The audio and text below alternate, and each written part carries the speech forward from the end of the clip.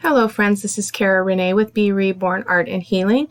Today I'm creating on a recycled canvas. It was a piece that I did not care for. I'm creating this beautiful piece. These are some of the products that I'll be using, mostly golden fluid acrylics. I did pull in a couple of other colors, as you'll see as we move along. And as is usual, I did not use all the supplies that you see below.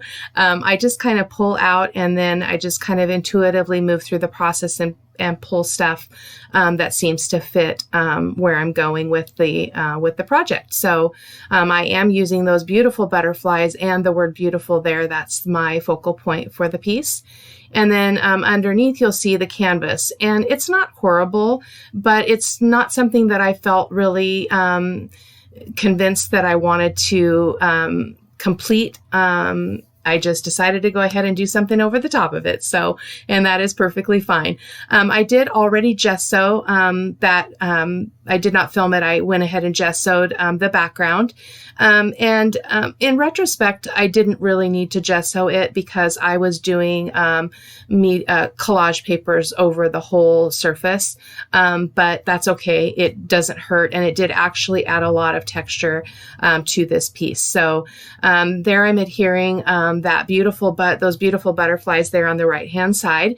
The gesso underneath is not completely dry, and that did have some benefits as well as some downsides. So as you'll see as I move along, it did create a lot of texture on the background, which I absolutely love. Every one of those edges creates beautiful texture when you start applying paints to your project. So I wasn't really particular about how I was adding those papers either. I used the backside of that butterfly paper to add some more of the black and white kind of dimension, even though in the final piece, you can't really tell that it started out black and white, which is nothing new. And here I'm just applying some Decoart Crackle paint. And again, I really wanted this to have a lot of texture. I've struggled a lot with creating, and I love texture, so I decided to just go for it. I know that there are some people that don't necessarily understand the kind of art that I do, or the amount of layers and texturing that I do enjoy applying to my projects, but it is very therapeutic, and I would have to say that that's the primary reason that I do it. It's just very satisfying to lay things down and see what kind of magic happens when I start applying acrylic paints and other things to the project. So here I am coming in around the edges as well. Everything that I do on the top, I do on the sides. So and then I did let that Crackle paint dry. It's not completely done cracking, but it was done enough that I could go ahead and start some stencil work. This is one of Sean Petit's new stencils, and I'll be sure to link up all the supplies that I used. There weren't a lot of really particular things, not a lot of supplies that I used at all, really. But here I'm doing the stenciling with my heavy gesso, which is a new love for me. It creates some incredible texture to the background. And there's a close-up of the Crackle that you can see there, as well as the stenciling with that heavy gesso. I do find that I didn't let the gesso dry quite enough. So you'll see that I do have some hiccups when I start doing some of my application of the acrylic paint. But it's all easily rectified. So I hope that you'll learn something as I kind of stumble my way through this. I wasn't super patient. Again, I was really in this for the processing time, and my thought process around this was I really didn't have any words for it. So it was really good for me to just kind of get my hands dirty. So here, the first paint that I'm using here is golden fluid acrylic in cobalt turquoise, and it's pretty watered down, and I'm pretty much applying that to the entire surface. And then I do bring in some other colors such as transparent iron oxide, bone black, and quinacridone red. I also did try one of my Ranger archival inks. I believe it was in carnation red. And it did have some effect, but I did end up bringing in the quinacridone red to accentuate the red in that sentiment, the word beautiful. So back to kind of the story behind this piece. I tend to really shy away from controversial subjects, and not subjects that make me uncomfortable, but subjects that are so opinion driven that I kind of find myself lost in it. And I, to be completely transparent, I kind of throw my hands up and think, well, what do I have to say in this situation? Is there something I should be saying? Is there an opinion that I should be having? And I just really felt like there wasn't. And so I've been fairly silent on the issue verbally, not to say that I'm not processing, not to say that I am not pondering it deeply and feeling it deeply. And so I decided to just go ahead and use art as my avenue for creating something that would say what my heart is feeling, but I didn't want to say with words, if that makes any sense. Hopefully it will as you see the piece progress, because for me, this was all about color. It was all about diversity. It was all about the beauty that it was created in each of us when we were born into this world, when God created us. And that's my belief system. So I hope that doesn't offend anyone, but I believe that God created everyone in his image, and therefore every human life has value. The born and the unborn, the African American, the Indian, the white, the Asian, it does not matter. In my heart, it does not matter. We are all beautiful and we are all valuable, and our lives should all be treated with an immense amount of care and gentleness and love and respect. And unfortunately, in our world, that is not the case, and it breaks my heart. But this is kind of where my heart kept going back to, is that the truth of this is that we are all beautiful and we all matter, and we all want to be loved, respected, seen, heard. We want, and that's not to say that at this point in time in history, as well as other times in history where our African American brothers and sisters have been terribly oppressed and abused and mistreated and falsely accused and all of those things. And yes, their lives matter, absolutely. And I would not want to do anything to distract from that, to take away from the passion of that reality that it's been said, if, no lives matter if Black lives don't matter. And I believe that there's truth kind of between the lines there. And again, I don't want to get all political or get in this social opinion war about how we use our words. I feel like it's messy. And if we can speak from our heart instead of from quote and what everybody else is saying, maybe the impact will be greater and deeper. I don't know.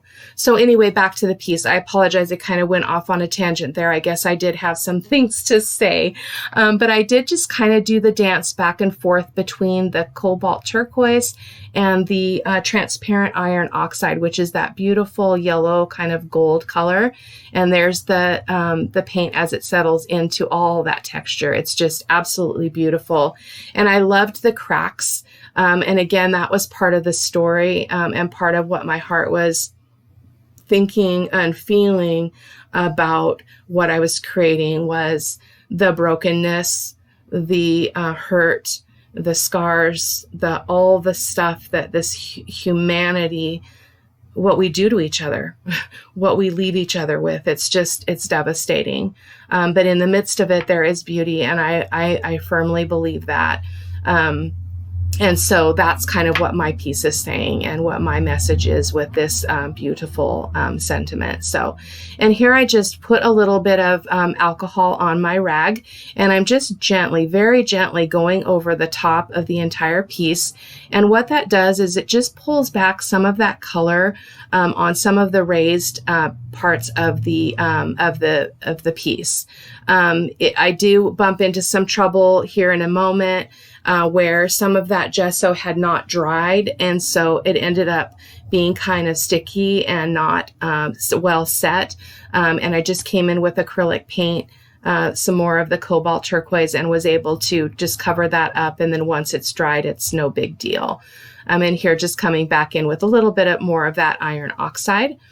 And then I'm going to use another one of Sean's new stencils. This is Dictionary Pages. And the one that I'm focusing on here under the word beautiful is the definition of beauty from the dictionary. And I'm using my black archival ink to stencil that on. And then I wanted it to be the full definition there. Oh, and I apologize. That's one place where it was a little sticky, so my stencil stuck to the canvas or to the surface. And so I had to come in with some paint and fix that. And then I wasn't too particular about what words I was capturing with the stenciling on the rest of the piece. Mostly just wanted it to be the whole definition there under the word beautiful. And I wasn't looking for it to be completely legible. When you look close at the piece, it's very obvious what it's talking about. And then this is the other stencil that I'm using, which is another one of Sean's new stencils. This is Paris Elements 1. And if you haven't checked out her new stencil line, she just released the summer line, and it is by far my favorite. And I cannot wait. I almost want to use all of them just to see right now what I can do with them. But I'm still struggling with creativity, still struggling with inspiration, really just trying to take care of myself and not stress out too much about it. So I find that when I force my art, it doesn't generally come from a heart place, and then it doesn't have a lot of meaning for me. So, so there I just applied it in just 3 sections there on the canvas. And then I also use the dictionary page stencil and do some words all around the edges on all 4 sides. Because again, everything that I do to the top, I do to the sides in this case. I really like the mixed media look on all the edges of the canvas, especially when it's the gallery depth, which is 1.5 inches deep. So it gives you lots of room to kind of play. And here I'm using my golden fluid acrylic in bone black and just putting that here and there wherever it just seems to be makes sense. And so just kind of all around, not a whole lot, because I didn't want it to get too dark. Although again, there's a lot of depth of color in this piece.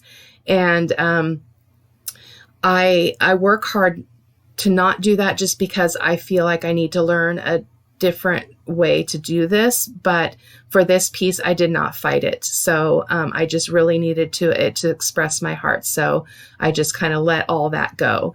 And here's where I got out the Carnation Red archival ink. But as you can see there, it actually did sponge on fairly brown. And that's just because it's really hard to get all the black archival ink off of the sponge or off of the makeup brush when you're using another color. But it ended up really being okay. And then here is where I started to use the Carnation Red to just kind of add some color to the piece because I wanted to draw out the color in the word beautiful. It did not end up suiting me and didn't care for it. So I got out my golden fluid acrylic in quinacridone red. And I liked that much better. And you'll see as I move along that I just am, again, doing that dance between the paints using the red, the cobalt turquoise, the yellow oxide, and a little bit of the black, as you can see there, with the red, just to kind of deepen it up a little bit. The key for this piece for me was the color. I really wanted it to have a lot of variation of color because it matched what I was trying to convey with my heart. So I hope that you're enjoying the process. I know it's a little bit fast and a little bit crazy, but hopefully you can get the gist of what I was trying to do and what my process was. There's just a lot of intuitive moving around on a piece for me. I didn't have a plan at all for this piece. I just knew that I needed to create and I needed to remove the rules that I kind of put on my art for myself and just kind of played, and I loved how it turned out. And it really did convey what my heart was feeling. So, and then I'm going to be coming in, and here again with the